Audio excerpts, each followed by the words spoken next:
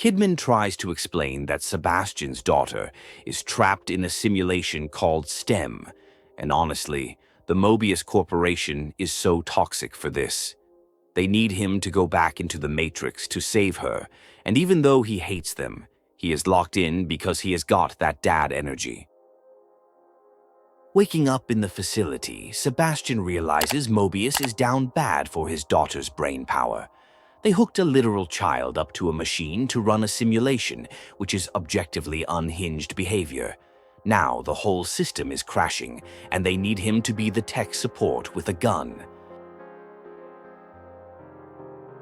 Sebastian plugs into the Matrix, and the transition is trippy.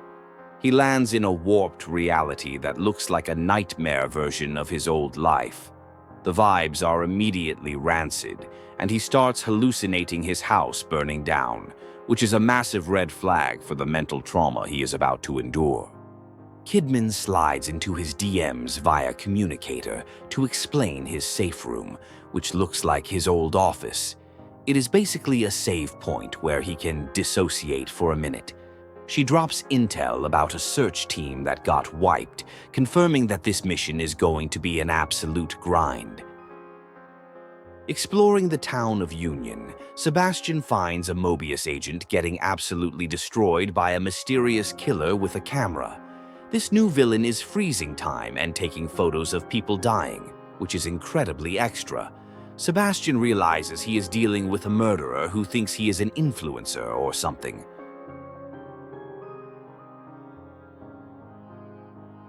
Sebastian links up with O'Neill, a technician who is camping in a safe house like a total NPC. O'Neill admits he is too scared to go outside because everything has gone to chaos. He gives Sebastian the lay of the land, basically telling him to go do all the side quests while he hides. O'Neill explains that the previous team leader got wiped because he tried to be a hero, which is a harsh reality check. They decide to track the little girl's signal, hoping she is still running around somewhere. Sebastian is ready to carry the entire team on his back if he has to. The environment starts glitching out, shifting from a boring town to creepy hallways. Sebastian gets hit with flashbacks of the mental hospital from the first game, proving his PTSD is the real enemy here. The game is really trying to make him spiral, but he pushes through the mental noise. Sebastian tracks the killer to City Hall, but the path is blocked by a literal gas leak, which is so random. O'Neill tells him to use the Marrow, a backstage tunnel system that lets people phase shift between areas. It sounds like fake science, but Sebastian just rolls with it to chase the bad guy. Inside City Hall, things get artistic in the worst way possible. The killer, Stefano, has set up grotesque displays of bodies like it is a gallery opening. Sebastian has to navigate this pretentiously evil obstacle course while Stefano taunts him, acting like his murder spree is high art. Stefano finally reveals himself properly, yapping about how Lily is the key to his masterpiece. He freezes time and tries to make Sebastian part of his exhibit. Sebastian is not having it and fights back, realizing this guy is just a clout chaser with magic powers and a camera fetish. After surviving the encounter, Sebastian calls Kidman to update her on the situation. He is frustrated because Stefano got away with Lily and the trail is going cold. Kidman tries to be supportive, but she is safe in the real world while he is fighting monster art majors, so it rings a bit hollow. Sebastian meets Hoffman, another Mobius agent who is actually helpful and not just dead weight. She analyzes him like a therapist, confirming he is not totally broken yet. They discuss how a psychopath managed to sneak into the system, realizing Mobius's vetting process is absolute trash. The chase leads to a theater where Stefano is hiding out. Sebastian has to destroy the guy's art to weaken him, which is petty but effective. He smashes up some statues to trigger the villain, proving that the best way to beat a narcissist is to ruin their aesthetic. It is finally time for the boss fight against Stefano. The guy is teleporting around, taking pictures like a frantic paparazzo. Sebastian has to dodge giant camera lens attacks, which is objectively hilarious, but eventually puts the artist down for good. Unfortunately, Myra shows up and takes Lily, complicating everything. A new challenger approaches named Father Theodore, who gives off massive cult leader energy. He tries to recruit Sebastian with some pseudo-religious speech, claiming he can fix Sebastian's trauma. Sebastian immediately clocks him as another manipulator and refuses to join his Discord server, sparking a new rivalry.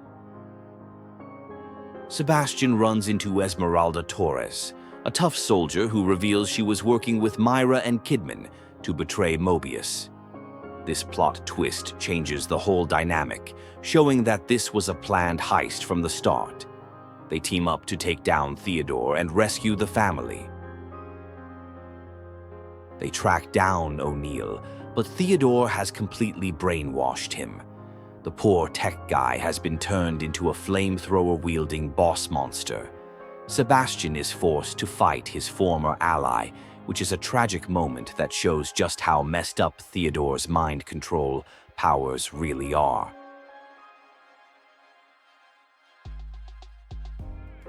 After dealing with O'Neill, Sebastian confronts Theodore again.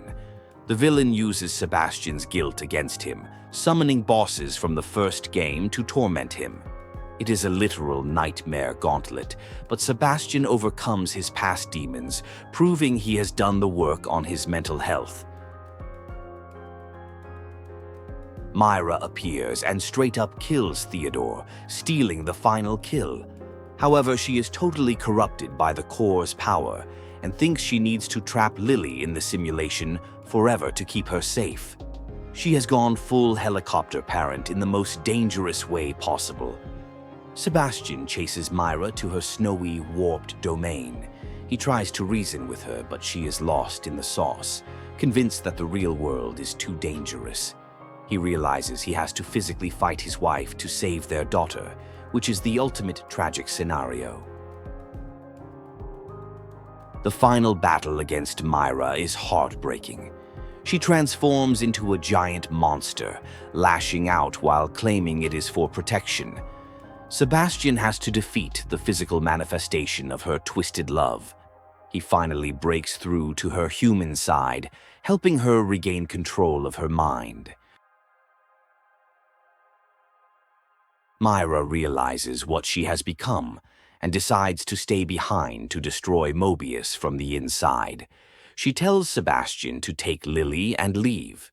It is a tear-jerker moment where she sacrifices herself so her family can actually have a future outside of this digital prison. Back in the real world, the Mobius administrator orders Kidman to kill Sebastian, but she has finally had enough. She goes rogue, refusing the order and helping Sebastian escape. She starts taking out Mobius agents left and right, proving she is the real MVP of the operation. Sebastian wakes up in the tub and pulls Lily out of the stem pod. The nightmare is finally collapsing around them. He drives off into the sunset with his daughter, leaving the trauma behind. It is the fresh start they needed, even though the cost was incredibly high.